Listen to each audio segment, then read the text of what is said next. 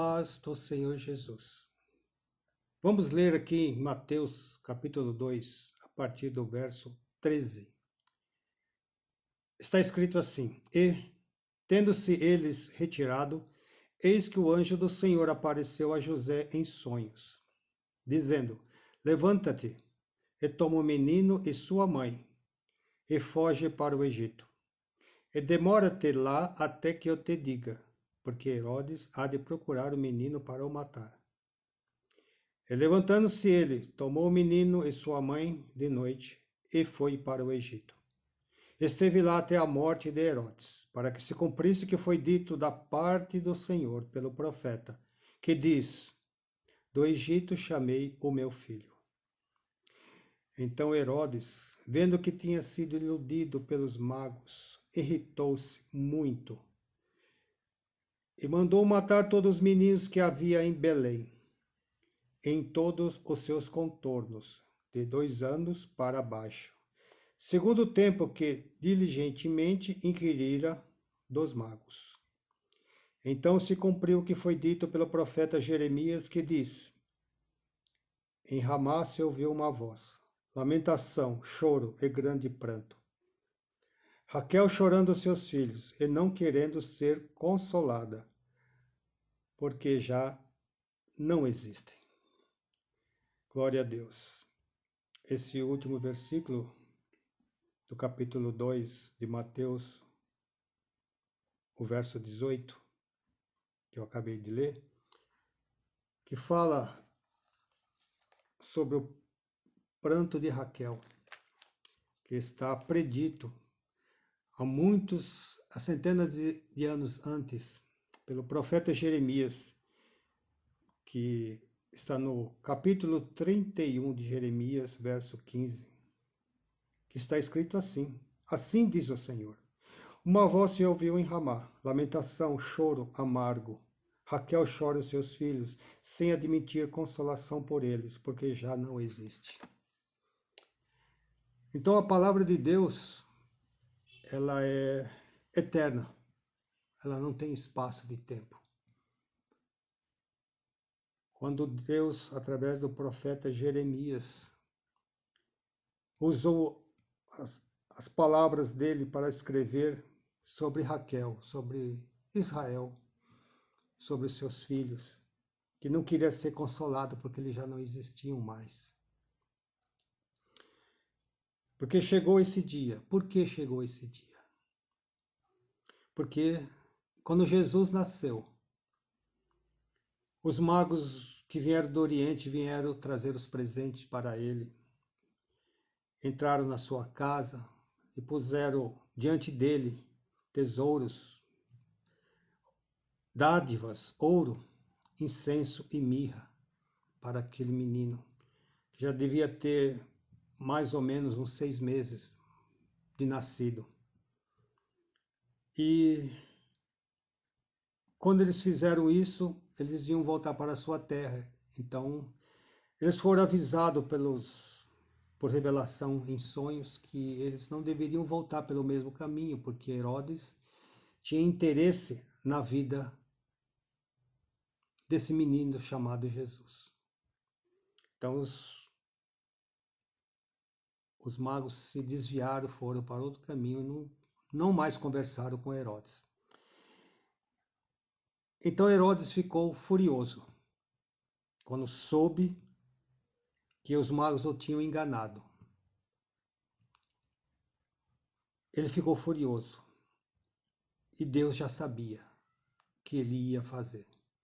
Então Deus, em sonhos, apareceu a José e mandou ele pegar a criança, pegar o Senhor Jesus, o menino com a sua mãe, e ficar no Egito, ir embora para o Egito durante um certo tempo. E a palavra de Deus diz que eles ficaram lá até a morte de Herodes.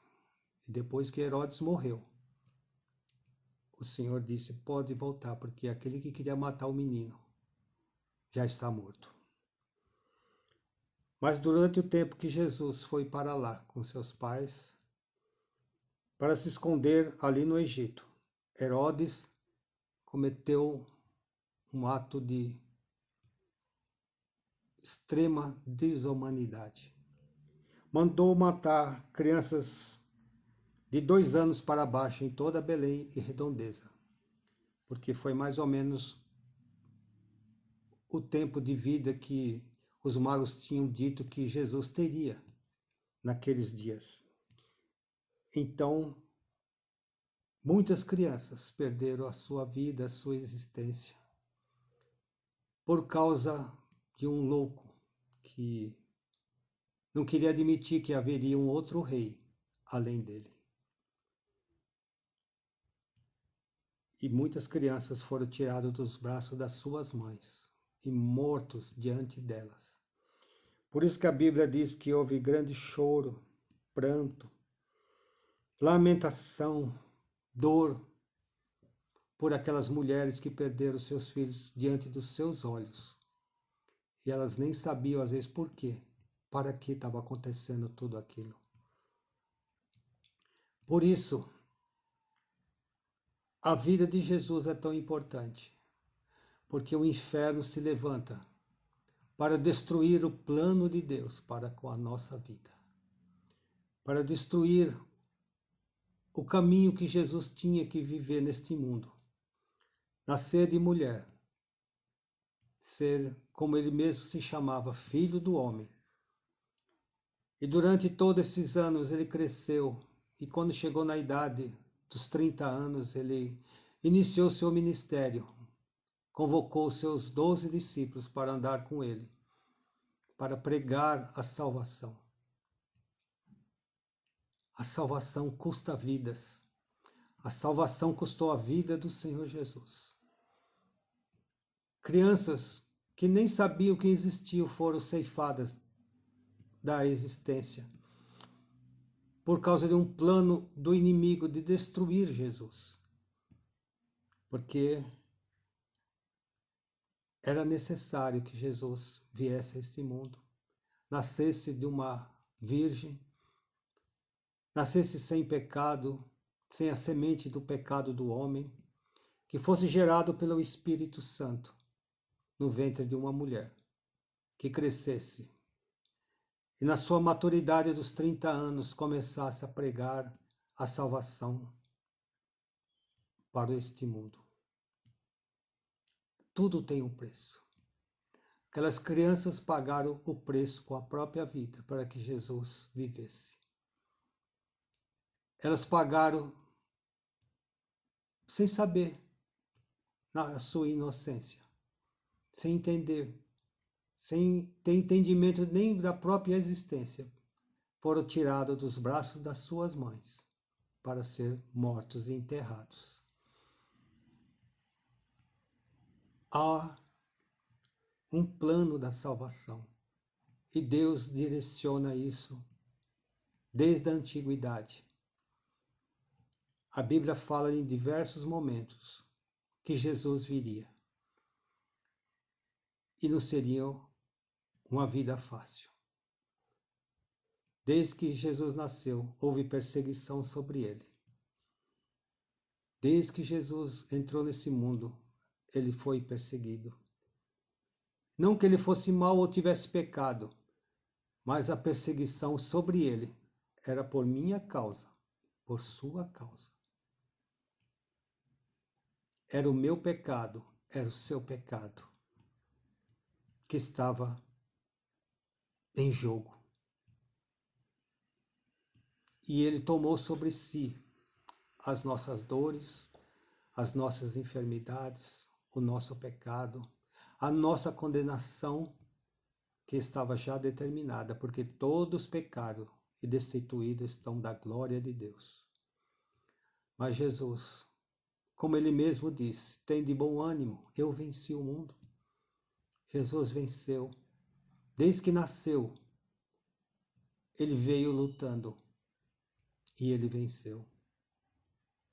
E depois que ele começou a pregar com seus 30 anos, durante 3 anos e pouco, ele esteve com seus discípulos, ensinando e dando a direção da salvação. E finalmente se realizou aquilo que Deus tinha determinado para ele a morte sobre a cruz, para derramamento de sangue, porque sem derramamento de sangue não há remissão de pecados.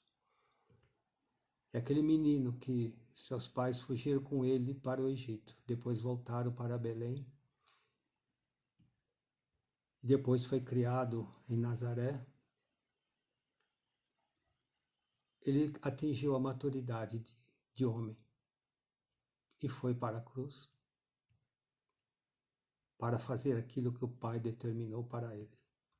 Um alto preço foi pago para que nós herdássemos a salvação eterna. Um alto preço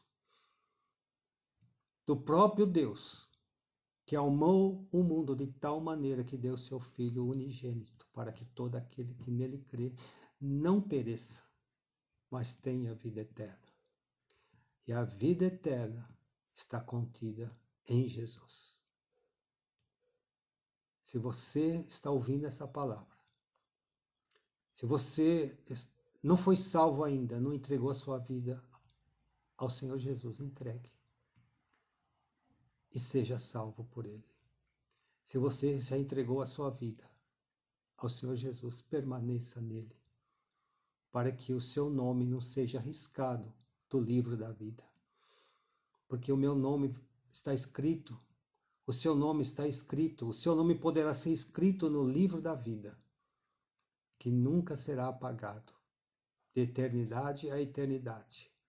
Vamos desfrutar da presença plena do nosso Deus, na pessoa santa e poderosa do Senhor Jesus. Creia, entregue a sua vida e seja salvo. Eu abençoo a todos, no nome do Senhor Jesus, que Deus possa cuidar da sua vida para sempre. E fiquem todos na paz do Senhor Jesus.